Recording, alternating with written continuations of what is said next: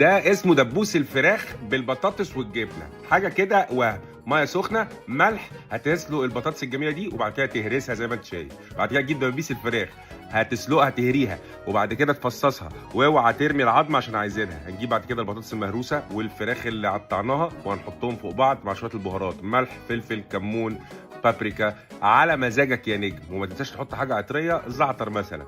وبعد كده هتبدا تخلط الكلام ده كله مع بعضه وتحط فوقيهم الفراخ زي ما انت شايف كده. وبعد كده تحط شويه الجبنه بقى المبشوره ومعلقتين دقيق عشان يساعدوك وانت بتعجن. هتعجن لغايه لما يبقوا معاك عاملين زي العجينه بالظبط. تجهز بقى بانكو بريد كرامز او بقسماط ناعم مش هتفرق. بعد كده تشكل الكلام ده على العظمه بتاعت الدبوس اللي ما رميناهاش، اوعى تكون رميتها.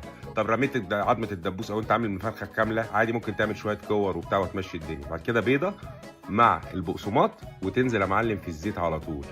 اهم حاجه هي كلها مستويه، الزيت يبقى متوسط، تاخد اللون الذهبي وتطلعها. تطلع معاك بقى الاختراع العظمه ده. اتبسط وعيش وكل، واحلى مسا على الترمسه.